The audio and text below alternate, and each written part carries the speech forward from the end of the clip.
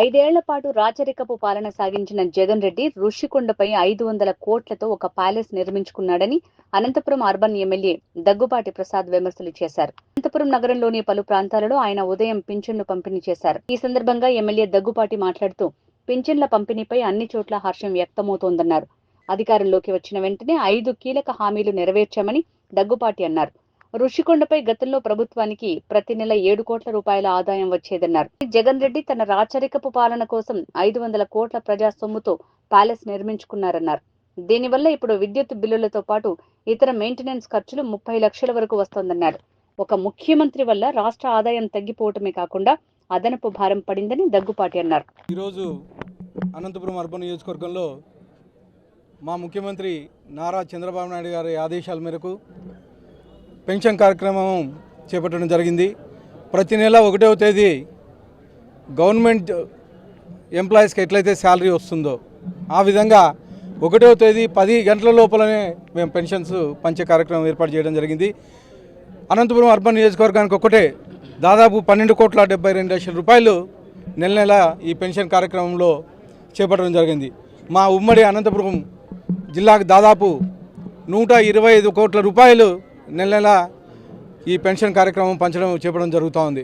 ముఖ్యంగా మా తెలుగుదేశం గవర్నమెంట్ ఏర్పడిన తర్వాత మొదటి 5 సంతకాల్లో పెన్షన్స్ని 3,000 రూపాయల నుంచి 4,000 రూపాయలకి, అలాగే వికలాంగులకి 3,000 నుంచి 6,000 రూపాయలు, అలాగే పూర్తిగా బెడెడ్ ఉండే వాళ్ళకి 15,000 రూపాయలు ఇవ్వడం జరిగింది. అలాగే అన్న క్యాంటీన్లు పునరుద్ధరించినాం. అలాగే డిఐసి ద్వారా 16,347 ఉద్యోగాలు ఈరోజు ఏర్పాటు చేయడం జరిగింది. ఇవే కాకుండా అనేక ల్యాండ్ టైటిల్ యాక్ట్ అయితే ఈరోజు తల్లికి వందనం పేరుతో ప్రతి ఇంటికి 15,000 రూపాయలు, ఎవరైతే చదువుకునే పిల్లలు ఉన్నారో 1వ క్లాస్ నుంచి ఇంటర్మీడియట్ సెకండ్ ఇయర్ వరకు ఎంతమంది పిల్లలు ఉంటే అంతమందికి 15,000 రూపాయలు ఏర్పాటు చేయడం జరిగింది. గత నెల ఆగస్టు 15 నుంచి శ్రీశక్తి పథకం కింద మహిళలకు ఉచిత బస్సు ఏర్పాటు చేయడం జరిగింది.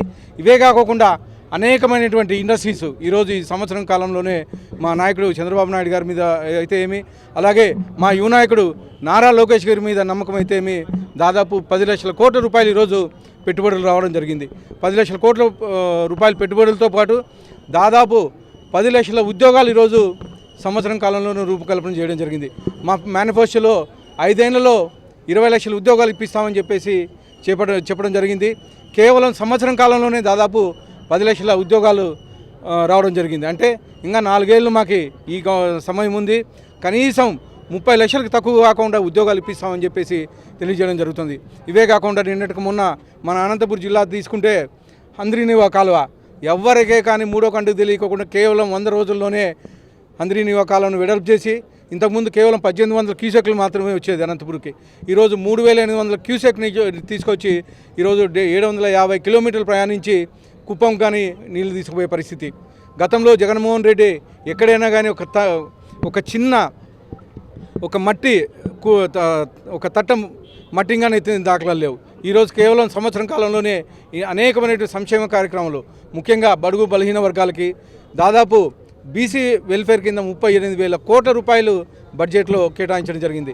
ఇలా చెప్పుకుంటూ పోతే అనేకమైనటువంటి అభివృద్ధి కార్యక్రమం ఈ సంవత్సరం కాలంలో జరిగింది. ముఖ్యంగా అనంతపురం అర్బన్ నియోజకవర్గంలో డంపింగ్ యార్డ్ గత 30 ఏళ్ళ నుంచి ప్రాబ్లం ఉంది.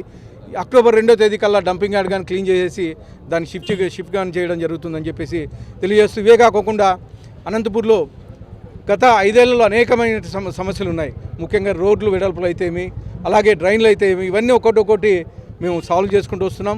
ఖచ్చితంగా అనంతపురాన్ని రాష్ట్రంలోనే నెంబర్ 1 ప్లేస్లో నిలబెడతామని చెప్పేసి తెలియజేస్తూ, మీరు అదే పవన్ కళ్యాణ్ గారు ఇచ్చారు కదా, గతంలో ఋషికొండ మీద 7 కోట్ల రూపాయలు గవర్నమెంట్కి ఆదాయం వచ్చేది. కానీ ఈరోజు నెలకి 15 లక్షల రూపాయలు ఓన్లీ పవర్ బిల్ మాత్రమే. అంటే గత ముఖ్యమంత్రి, మామూలుగా ముఖ్యమంత్రులు అంటే స్టేట్కి ఇన్కమ్ సోర్స్ డెవలప్ చేస్తారు, కానీ ఈయన ఉండే ఇన్కమ్ సోర్స్ను తీసేసి 15 నెల అంటే 7 కోట్ల రూపాయలు వచ్చే ఆదాయాన్ని తీసేసి నెల ఖర్చు పెట్టే విధంగా 15 లక్షల రూపాయలు ఓన్లీ పవర్ బిల్లు, దాని మెయింటెనెన్స్ ఇవన్నీ నెలకు 30 లక్షల రూపాయలు ఈరోజు ఋషికొండ బిల్డింగ్కి వచ్చే పరిస్థితి. అంటే దాదాపు 500 కోట్ల రూపాయలు ఖర్చు పెట్టి ఆయన ఒక రాజరిక వ్యవస్థ మాదిరి ఆ ప్యాలెస్ కట్టించుకొని ఉందాం అనుకున్నాడు. కానీ ప్రజలు తగిన బుద్ధి చెప్పి ఇంట్లో కూర్చోబెట్టారని చెప్పేసి తెలియజేస్తాను.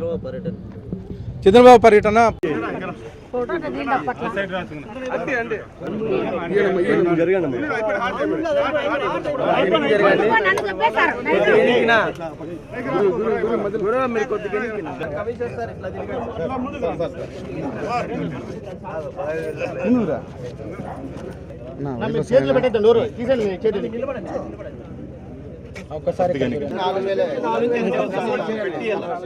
సార్ ఒకసారి సార్ 1 minute. సాధారణ ఎప్పుడు తెచ్చారు డేట్?